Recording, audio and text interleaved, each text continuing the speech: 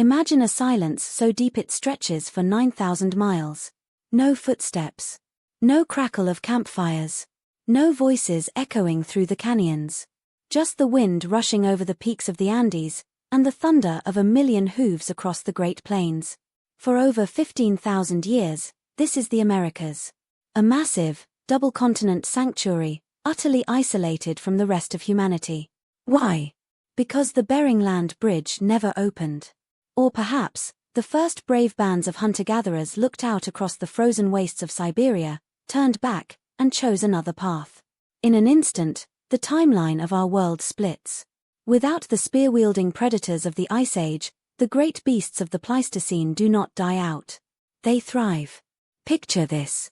You are standing on the banks of what we would call the Mississippi River. The ground beneath you begins to tremble.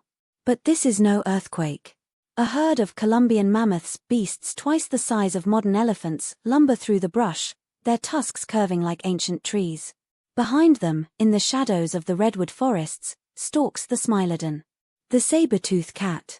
In our timeline, these giants vanished shortly after humans arrived.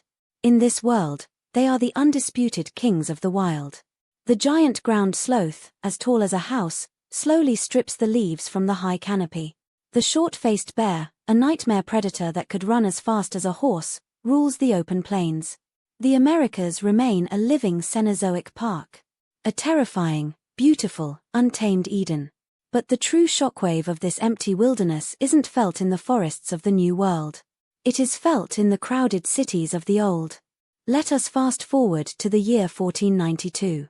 In our history, Christopher Columbus sails west, seeking the riches of Asia, and stumbles upon a vibrant, populated world. He finds the towering temples of the Maya, the bustling markets of the Aztecs, and millions of people. But in this alternate timeline, his 3 small ships crawl along the coast of a silent continent. Day after day, they scan the shoreline. No smoke rises from the trees. No fishing boats greet them. No lights flicker in the dark.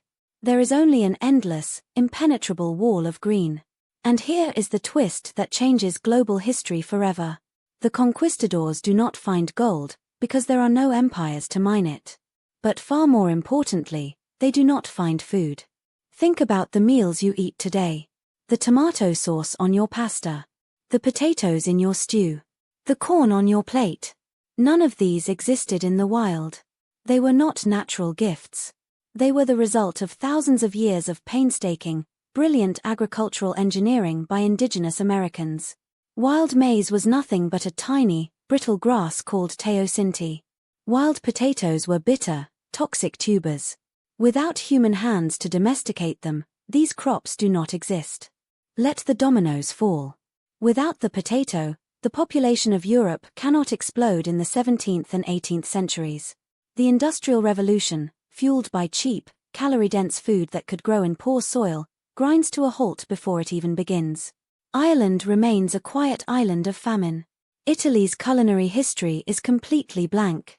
In China, the Qing dynasty, which relied on the sweet potato to fuel its surging population, faces devastating collapse. The old world becomes a pressure cooker of starvation and peasant revolts. The global population plummets, trapped by the strict limits of Eurasian agriculture. Meanwhile, the colonization of the Americas becomes an absolute nightmare. In our world, Europeans conquered the continent by exploiting existing indigenous trade routes, using native allies, and moving into cleared lands. Now, there are no roads. There are no cleared fields. There are no native guides to show them which plants are poisonous or where the fresh water lies. Instead, the settlers face a prehistoric wilderness filled with monsters. Imagine trying to build a wooden fort while a pack of dire wolves circles the perimeter. Imagine clearing a forest when a herd of angry mammoths decides to reclaim their territory. The Americas become the ultimate graveyard for human ambition. Colonization is not a rapid conquest, it is a slow, agonizing crawl that takes centuries. The continents are treated not as a promised land, but as a terrifying, mythic abyss where only the desperate dare to go. As the centuries roll on, the global balance of power shifts. Without the silver of Peru and Mexico, the Spanish Empire never rises to dominate Europe.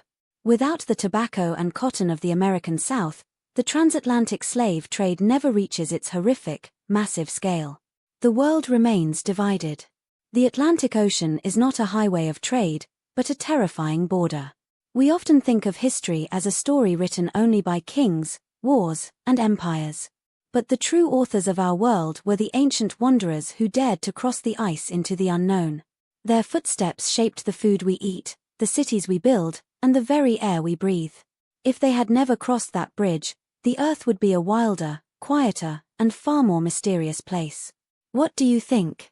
Would humanity have eventually conquered the Primeval Americas, or would the beasts of the wild have kept us at bay forever? Tell us in the comments below. If you want to keep exploring the deep paths of what might have been, make sure to hit that subscribe button and join us for the next journey into the ultimate what if.